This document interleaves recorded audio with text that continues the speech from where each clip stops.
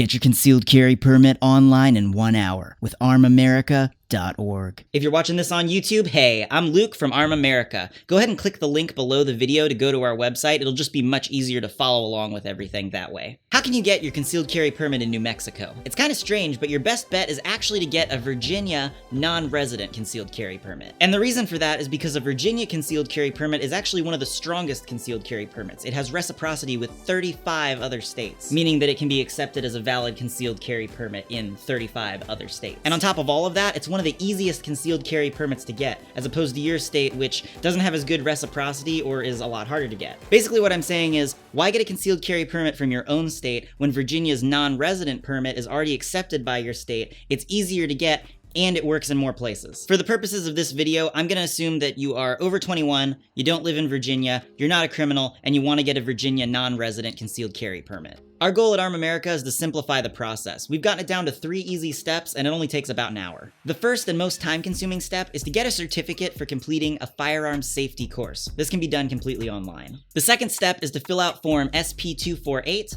and the third step is just gathering a few papers and mailing it all in. Basically, it's easy stuff like a scan of your driver's license and a photo of you to use on the permit, things like that. This set of videos walks you through each step to make it as simple as possible. Go ahead and click Next Step below when you're ready to get started.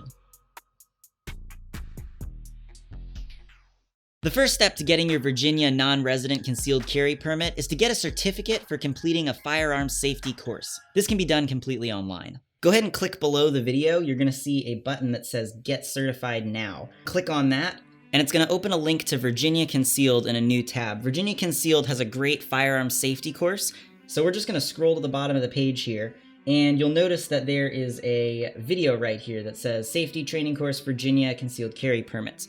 So this is a 40-minute video, and you're gonna go ahead and hit play on that, watch the whole video, and then at the end of that, you can click here and say, I agree to the terms of use. Click here to begin your test, and this opens an 11-question open note test here. Once you fill out this test, you can click to submit your results, and then you'll have to pay. It's great because they let you take the course for free and redo the test as many times as you want until you pass. Once you pass the test, you pay. It's like $60, and they email you your certificate for passing the firearms safety course. The course is like 40 minutes long, and it has a ton of great information in it, and Virginia Concealed really does want you to watch the entire video. They don't want you to just click and then skip to the test. But if during the test you're having a little bit of trouble remembering or anything like that, since it is an open note test, we have an FAQ here on the bottom of step 1 that you can look to, and that's just got a lot of helpful hints and reminders for things just in case you missed it and it's, taken you a while to find it, scrubbing back through the video. So feel free to refer to that if it's helpful. Once you've finished the 11-question test and you've been emailed your certificate, you're ready to move on to step 2. So go ahead and scroll back up on our website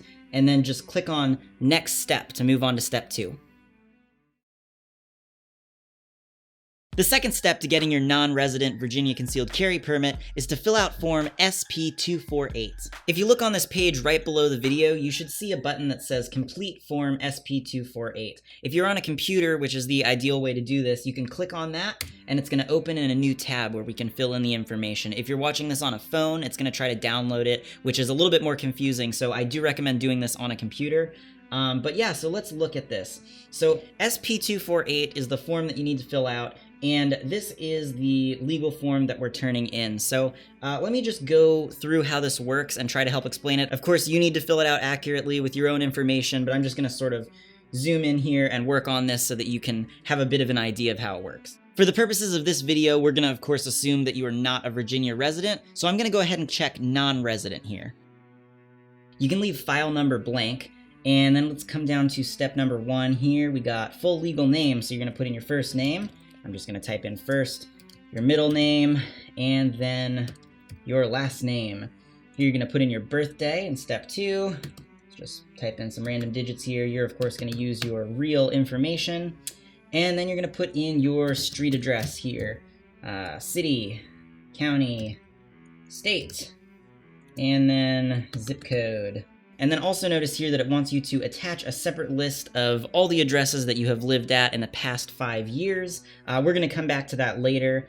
But yeah, so also notice here you've got the option to add your email. I would definitely recommend doing that because then they can just send you an email in 5 years when your permit's about to expire and you can re-up it rather than having to deal with it the other way. Here they want to know a little bit of information about you, how tall you are, weight, sex, race, hair color, eye color, all that good stuff, and social security number. Now, they're not actually allowed to require you to put your social security number, and some people may not want to do it, but I would suggest that you put your social security number because it helps keep it from, it just makes it easier because they're trying to verify your information and make sure who you are, and they can do that without your social security number. But if you just give them your social security number, it makes their jobs easier, so you're more likely to get your permit faster. So put in your social security number there, and place of birth, you're going to enter that. Country of citizenship, of course, is going to be the United States. Phone numbers, and then here we're on to this whole section. This whole section here is basically just, are you a bad guy? So I'm assuming that you're not a bad guy, in which case you're just going to check no on all these boxes. But let's go through what they are real quick, just in case. Have you ever been convicted of a felony? Blah, blah, blah. No. Have you ever been convicted of a misdemeanor? Blah, blah, blah. No. Have you been committed to the custody of the Commissioner of Behavioral Health? Blah, blah, blah. No. Have you been acquitted by reason of insanity? Blah, blah. No. Have you been involuntarily admitted to a facility or ordered to mandatory outpatient treatment if you were subject to a temporary detention? Blah, blah. No. Have you received mental health treatment or substance abuse treatment in a residential setting? Yada, yada, yada. No. Are you the subject of or named as a respondent in a restraining order or protective order? No. Are you addicted to or an unlawful user or distributor of marijuana? No. Are you an alien not lawfully admitted for permanent residency in the United States? No. Have you been discharged from the armed forces under dishonorable conditions? No. Are you a fugitive from justice? No. Do you have any criminal charges pending? No. Have you, within a 3-year period, immediately preceding the date of blah, we're just going to say no to this one. Do you currently have a valid resident concealed handgun permit? I'm going to assume that, of course, you do not, because this is your first time applying for one, so we're going to say no. And then down here you can see it says signature of applicant. You're going to go ahead and print this form out and sign it physically with a pen, not just type it in here. And the date you can enter yourself on the computer, or you can write it in. Either way. Now all this other stuff, forms, this just relates to mostly the criminal stuff, and since we said no to everything, it doesn't really apply, so still include it with your papers, but just completely blank is fine. Form 1, Form 2, we're going to ignore all this stuff. And then these notices down here are just like additional information with the stuff that we filled out above, so you can read it if you'd like, but if you've already filled it out, you're probably good. And then this criminal background investigation thing, that's not for you. Someone else is going to fill that out. But you do want to include all of these papers. So even if they're just blank, you just, all 4 pages, print them out, and it's really only the first one that you have to write anything on. So great.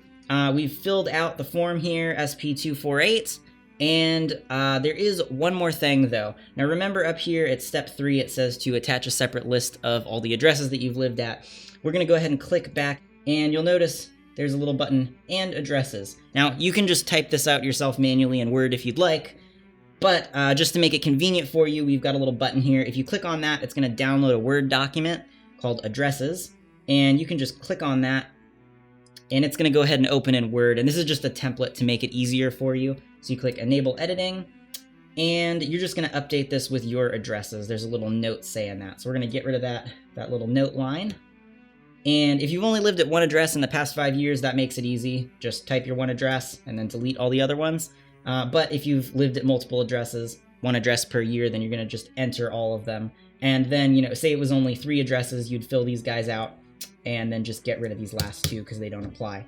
And then you're going to print this document out as well and then include it with the rest of your paperwork. So once you've done all that, you are finished with step number 2. You filled out the form. You should already have your certificate from step number 1, and then you've got your addresses sheet. So print all that stuff out, and you are ready to move on to step number 3. Go ahead and go look under this video. There should be a button called Next Step. So just go ahead and click on that, and I'll see you over at step 3.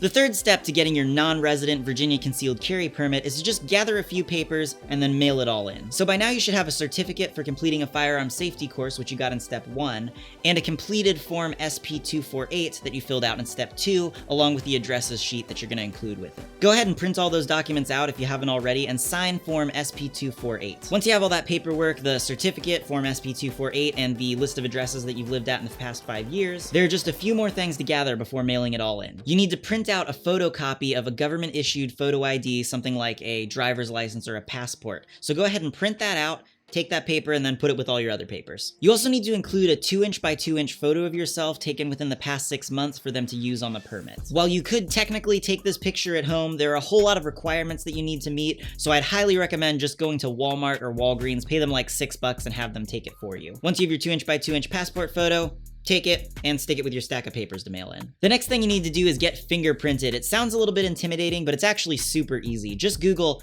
fingerprinting services near me and you'll see a whole bunch of results. Go ahead and pick one and go in and get your fingerprints taken. It should cost less than $50. The important thing to get from this is your fingerprints on applicant fingerprint card FD258. Virginia does not accept electronic submission of fingerprints. They'll only accept your fingerprints if you include applicant fingerprint card FD258 with your prints on them when you mail everything in. So make sure to leave with a copy of applicant fingerprint card FD258 with your prints on it.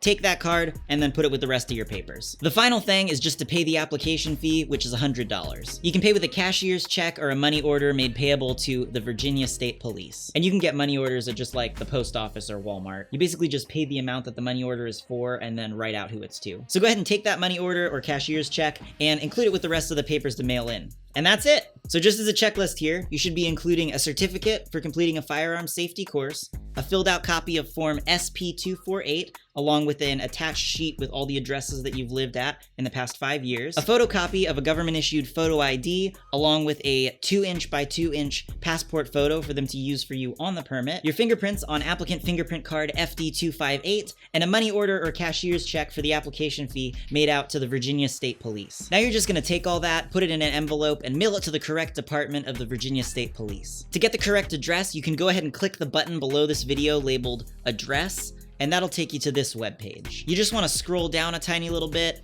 and this is the address right here. That's it. Slap some stamps on it, throw it in the mailbox, and your concealed carry permit should arrive within a month or 2. If our website's been helpful in really simplifying the process for you, consider making a donation. We're totally community funded, and we're trying to reach as many people as possible. Also, if you have any friends that are interested in getting their concealed carry permit, or you know someone who's just turned 21, make sure to link them to our site, armamerica.org. All right, guys, well that's it for the video. Thanks for helping make America a safer place.